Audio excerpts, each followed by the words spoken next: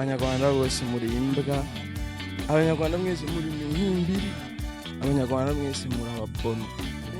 Ubwanwa bamwita Bifesi, amazina ye bitwa igira uko ishatse Boniface rero yamaze kuba yagaragaza indangagaciro nkeya, ariko ngiye kumunenga ntago ari we wenyine, ariko ndanenga n'abandi banyarwanda nabo babashije kuba bamusubiza, barimo kumubwira amagambo atari meza, harimo umugabo bita Kasuku wagaragaje ikintu nakwita ko ari umuco mubi. Rero no ugira uko ishatse Boniface cyangwa se muzi nka Bifesi, ni kosa rikomeye yabashije kuba yakora, ni kosa rikomeye yabashije kuba yakora, yabashije kuba yakora ikosa hagati y'abanyarwanda n'abarundi, yaba abarundi barababaye, abanyarwanda barababaye kubera uno mugabo rero ni ukuvuga ngo mu bintu byagiye bibaho byagiye bituma umuziki w'abanyafrika udatera imbere, cyangwa se cyane hano muri East Africa, no kuba abahanzi badashyigikirana ngo babe bashyira hamwe bumve yuko umuziki uzazamurwa no kuba abantu bashobora gushyigikirana. Rero uno Bifesi nuko yari ari mu kiganiro yabashije kuba yavuga ngo abanyarwanda bose ngo ni imihirimbiri n'ibindi bintu yagiye yarenzaho,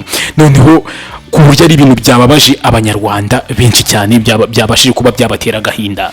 Ariko nk'uko nje kuba nabivuga muri buno butumwa, mu bintu byatumye Afrika itaba yatera imbere cyangwa se ngo ibe yagera kure, harimo ikintu cyo kudashyira hamwe. Abantu bakaba abanyafrika bakaba bahanganye na bagenzi babo, kumva yuko niba uri umunyarwanda abarundi ari abanzi bawe, niba uri umurundi kumva ko abanyarwanda ari abanzi bawe, abakongomani se abagande, abantu nk'abo ngabo. Rero niba kuba nk'umuntu w'umuhanzi nk'uyu nguyu wasohoye indirimbo nyinshi zigakundwa, harimo Kumushaha n'izindi ndirimbo nyinshi yagiye asohora, no kuba yaza arimo kuba yakwataka igice kimwe cy'abanyafrika, ni ikosa rikomeye cyane. Yagakwiriye kuba ajya hano agasaba imbabazi, ni ukuvuga ngo yagakwiriye guca bugufi, ahubwo nk'abantu b'ibyamamare bakaba ari bo bantu ba mbere na mbere bakabaye bari gushyira ubumwe hagati y'abanyafrika, umunyafrika akaba akunda undi munyafrika. Kandi buriya ikiba gitangaje ni uko abavandimwe cyangwa se uko abanyafrika bagenda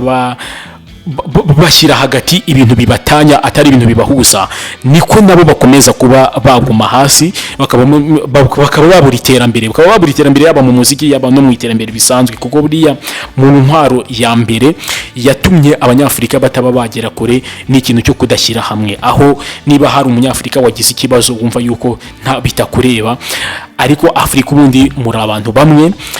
Muri no message cyangwa se muri no video nashakaga kugira ngo yaba abarundi yaba n'abanyarwanda mwese mwumve yuko muhize hamwe, ntimwumve ngo murababaye ngo no Bifesi yavuze gutya cyangwa se abanyarwanda bamushubije gutya. Oya, mwebwe mwumve yuko ikintu cya mbere ni urukundo, ubumwe n'amahoro, nibyo bizatuma umuziki yanyu iba yatera imbere, cyangwa se na Afrika muri rusange ikaba yabimwe, yamara kugira imbaraga, ari bo tuzabasha kuba twagera kure, Afrika ikaza ku mugabane wa mbere urenze iyindi yose, ariko bizahera mu bumwe. Rero ni ikintu cyari cyambabaje cyane kuba uno muhanzi uzwi n'abantu benshi yagaragaje zino ndangagaciro nkeya. Sinzi niba baba banyweye amayoga, sinzi niba ari ibiki, ariko niba yabikoze ari normal, arasabwa kuba yasaba imbabazi kugira ngo abantu yababaje bose babe bakumva ibintu ari sawa. Reka wikwe gukora subscribe kugira ngo dukomeze tubane umunsi kundi. Ciao. Zeko tumenya barimo baratwirahira, nitwe dufata amafoto meza ndetse na video nziza.